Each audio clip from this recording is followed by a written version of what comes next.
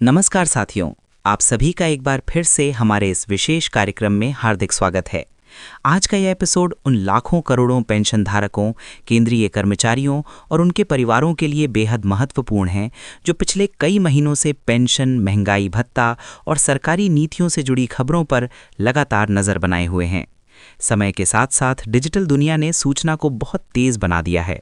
आज कोई भी खबर कुछ ही मिनटों में पूरे देश में फैल जाती है। लेकिन इस तेज़ी के साथ एक बड़ी चुनौती भी जुड़ी हुई है, और वो है सही और गलत जानकारी के बीच फ़र्क करना।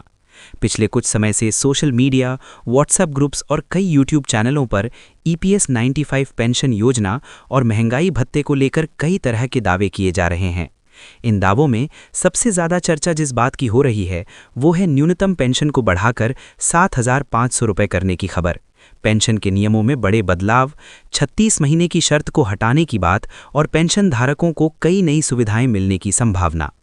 इन खबरों ने लाखों बुजुर्ग पेंशन धारकों के मन में एक नई उम्मीद जरूर जगा दी है। लेकिन सवाल ये है कि क्या वाकई सरकार ने ऐसा कोई फैसला ले लिया है, या फिर ये सिर्फ अधूरी जानकारी और अफवाहों का परिणाम है।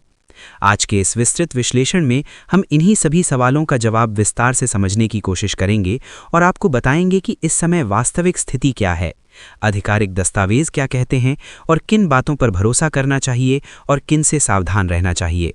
सबसे पहले ये समझना ज़रूरी है कि EPS 95 यानी कर्मचारी पेंशन योजना 1995 देश की उन महत्वपूर्ण सामाजिक सुरक्षा योजनाओं में से एक है जो निजी क्षेत्र में काम करने वाले कर्मचारियों को सेवानिवृत्ति के बाद आर्थिक सुरक्षा प्रदान करती है।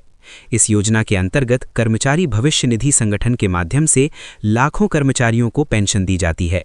इस योजना का उद्देश्य ये सुनिश्चित करना है कि जब कोई कर्मचारी अपने कार्यकाल को पूरा कर लेता है और उसकी नियमित आय बंद हो जाती है, तब भी उसे हर महीने एक निश्चित राशि मिलती रहे, ताकि वो अपने जीवन की बुनियादी ज़रूरतों को पूरा कर सके। लेकिन समय के साथ महंगाई बढ़ने और जीवन यापन की लागत में लगातार वृद्धि होने के कारण पेंशन धारकों के बीच ये मांग लंबे समय से उठती रही है कि न्यूनतम पेंशन को बढ़ाया जाए। कई संगठन और पेंशनधारी संघ लगातार ये मांग कर रहे हैं कि न्यूनतम पेंशन को कम से कम 7,500 रुपये प्रति माह किया जाए और इसके साथ महंगाई भत्ते को भी जोड़ा जाए, ताकि पेंशन की वास्तविक क्रय शक्ति बनी रहे। यही वो पृष्ठभूमि है जिसकी वजह से जब भी सोशल मीडिया पर यह खबर फैलती है कि न्यूनतम पेंशन 7,500 रुपये होने जा रही है, तो लाखों पेंशन धारकों के बीच उत्साह की लहर दौड़ जाती है। हाल के दिनों में भी इसी तरह की कई खबरें वायरल हुई हैं, जिनमें दावा किया जा रहा है कि सरकार ने न केवल न्यूनतम पेंशन बढ़ाने का फैसला कर लिया है, बल्कि पेंशन की नियमों में 5 बड़े बदलाव भी कर दिए हैं और 36 महीने की पात्रता शर्त को भी समाप्त कर दिया गया है। इन खबरों को इस तरह पेश किया जाता है जैसे ये कोई आधिकारिक निर्णय हो चुका हो और बस कुछ ही दिनों में इसका लाभ सभी पेंशन धारकों को मिलने वाला है। लेकिन जब हम इन दावों की सच्चाई को आधिकारिक दस्तावेजों और सरकारी वेबसाइटों के आधार पर परखते हैं, तो स्थिति कुछ अलग नजर आती है। भारत सरकार और कर्मचारी भविष्य निधि संगठन जैसी संस्थाएं किसी भी बड़े नीतिगत बदलाव को लागू करने से पहले एक निश्चित प्रक्रिया का पालन करती हैं। सबसे पहले संबंधित मंत्रालय या समिति इस विषय पर विचार करती है, फिर एक प्रस्ताव तैयार किया जाता है, उसके बाद उसे केंद्रीय मंत्रिमंडल के सामने रखा जाता है और यदि कैबिनेट उस प्रस्ताव को मंजूरी देती है, तभी आगे की प्रक्रिया शुरू होती है। इसके बाद वित्त मंत्रालय या संबंधित विभाग एक औपचारिक अधिसूचना जारी करता है, जिसे सरकारी राजपत्र यानी गजट नोटिफिकेशन में प्रकाशित किया जाता है। यही वो दस्तावेज होता है जो किसी भी सरकारी निर्णय को कानूनी रूप से लागू करता है। जब तक कोई फैसला इस प्रक्रिया से होकर नहीं गुजरता, तब तक उसे आधिकारिक निर्णय नहीं माना जा सकता। यदि हम वर्तमान समय में उपलब्ध आधिकारिक सूचनाओं को देखें, तो यह स्पष्ट होता है कि न्यूनतम पेंशन को 7,500 रुपये करने से जुड़ा कोई भी गजट नोटिफिकेशन जारी नहीं हुआ है। कर्मचारी भविष्य निधि संगठन की आधिकारिक वेबसाइट पर भी ऐसा कोई आदेश प्रकाशित नहीं किया गया है जिसमें यह कहा गया हो कि अब सभी EPS 95 पेंशन धारकों को 7,500 रुपये न्यूनतम पेंशन मिलेगी। इसका मतलब ये नहीं है कि ये मांग पूरी तरह से निराधार है। वास्तव में कई पेंशनधारी संगठन इस मुद्दे को लेकर लंबे समय से आंदोलन कर रहे हैं और कई बार सरकार के साथ बैठकें भी हो चुकी हैं। अदालतों में भी इस विषय पर कई याचिकाएं दायर की गई हैं और मीडिया में भी इस पर समय समय पर चर्चा होती रही है। लेकिन जब तक सरकार औपचारिक रूप से कोई निर्णय नहीं लेती, तब तक इन चर्चाओं को अंतिम फैसला नहीं माना जा सकता। इसी तरह 36 महीने की पात्रता शर्त को लेकर भी कई तरह की बातें कही जा रही हैं। कुछ लोग दावा कर रहे हैं कि अब पेंशन पाने के लिए 36 महीने का योगदान आवश्यक नहीं रहेगा और सरकार ने इस नियम को बदल दिया है। लेकिन जब हम आधिकारिक दस्तावेजों को देखते हैं तो ऐसा कोई भी बदलाव अभी तक लागू नहीं हुआ है। कर्मचारी पेंशन योजना के मौजूदा नियम पहले की तरह ही लागू हैं और पेंशन की गणना भी उसी फॉर्मूले के आधार पर की जा रही है जो पहले से निर्धारित है। इसलिए ये कहना कि नियम पूरी तरह बदल गए हैं या तुरंत बड़े लाभ मिलने वाले हैं, फिलहाल सही नहीं कहा जा सकता। ये भी समझना जरूरी है कि सोशल मीडिया पर फैलने वाली कई खबरें अधूरी जानकारी पर आधारित होती हैं। उदाहरण के लिए, अगर किसी समिति ने सरकार को कोई सिफारिश दी हो या किसी संगठन ने कोई प्रस्ताव रखा हो तो उसे इस तरह प्रस्तुत किया जाता है जैसे सरकार ने उसे मंजूरी दे दी हो। इसी तरह जब किसी अदालत में सुनवाई होती है तो कई लोग ये मान लेते हैं कि फैसला हो गया है, जबकि वास्तव में अदालत ने केवल सुनवाई की होती है। इस तरह की आधी अधूरी जानकारी लोगों के बीच भ्रम पैदा कर देती है और उम्मीदें बढ़ा देती है। इसलिए किसी भी खबर पर भरोसा करने से पहले उसके स्रोत को जांचना बहुत जरूरी है। अब बात करते हैं उस विषय की जो लगभग हर केंद्रीय कर्मचारी और पेंशन धारक के लिए उतना ही महत्वपूर्ण है जितना कि पेंशन का मुद्दा, और वो है महंगाई भत्ता यानी डियरनेस अलाउंस।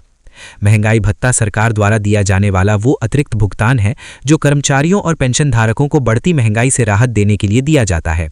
जब बाजार में वस्तुओं और सेवाओं की कीमतें बढ़ती हैं तो कर्मचारियों की वास्तविक आय पर असर पड़ता है। इस असर को कम करने के लिए सरकार समय समय पर महंगाई भत्ते में संशोधन करती है।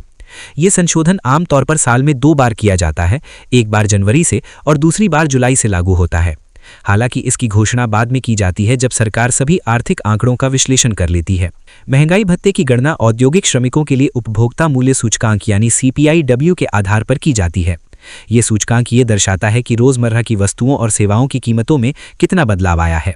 यदि इस सूचकांक में वृद्धि होती है तो इसका मतलब है कि महंगाई बढ़ रही है और कर्मचारियों की क्रय शक्ति कम हो रही है।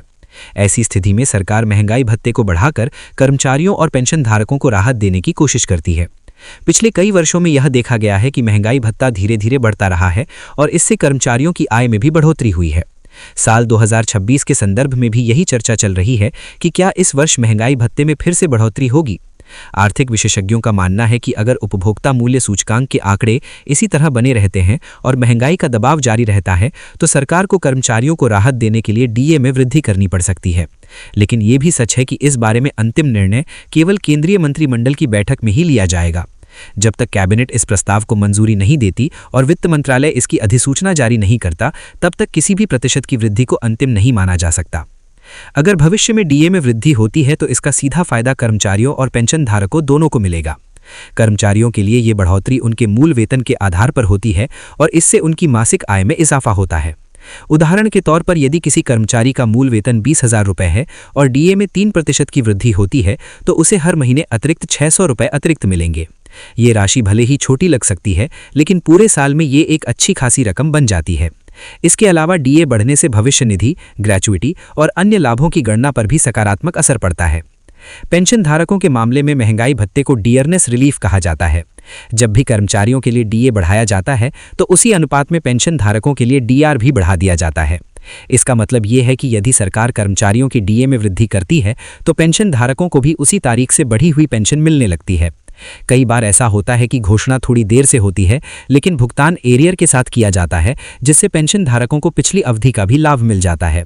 इन सभी बातों के बीच सबसे महत्वपूर्ण बात यह है कि सही जानकारी तक कैसे पहुंचा जाए। आज के समय में जब हर दिन सैकड़ों वीडियो, पोस्ट और संदेश सोशल मीडिया पर वायरल होते हैं, तो ये तय करना मुश्किल हो जाता है कि कौन सी खबर सच है और कौन सी केवल अफवाह। ऐसे में सबसे भरोसेमंद तरीका यही है कि आप केवल आधिकारिक स्रोतों पर भरोसा करें। सरकार के हर महत्वपूर्ण फैसले की जानकारी प्रेस इन्फॉर्मेशन ब्यूरो की वेबसाइट पर जारी की जाती है। इसके अलावा वित्त मंत्रालय, कार्मिक एवं प्रशिक्षण विभाग और कर्मचारी भविष्य निधि संगठन की वेबसाइट पर भी सभी आधिकारिक अधिसूचनाएं प्रकाशित की जाती हैं। यदि किसी खबर के समर्थन में इन स्रोतों में से कोई आधिकारिक दस्तावेज मौजूद नहीं है तो उस खबर को सच मानने से पहले सावधानी बरतना जरूरी है। अंत में आज की पूरी चर्चा का सार यही है कि EPS 95 पेंशन योजना को लेकर जो खबरें इन दिनों तेजी से फैल रही हैं, उनमें से कई अभी तक आधिकारिक रूप से पुष्ट नहीं की गई हैं।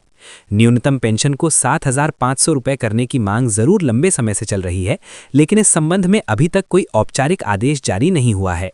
इसी तरह 36 महीने की पात्रता शर्त या अन्य नियमों में बदलाव की खबरें भी फिलहाल अफवाह ही साबित हो रही हैं। दूसरी ओर महंगाई भत्ते में संभावित वृद्धि को लेकर उम्मीद जरूर दिखाई दे रही है, लेकिन ये भी तभी वास्तविकता बनेगी जब सरकार इस पर अंतिम निर्णय लेकर अधिसूचना जारी करेगी।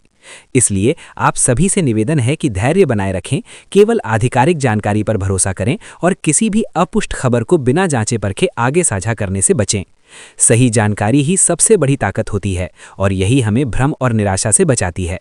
आने वाले समय में जैसे ही सरकार की ओर से कोई भी आधिकारिक अपडेट जारी होगा, उसकी जानकारी आप तक जरूर पहुंचेगी। तब तक जागरूक रहें, सतर्क रहें और अपने अधिकारों के प्रति सजग बने रहें। धन्यवाद।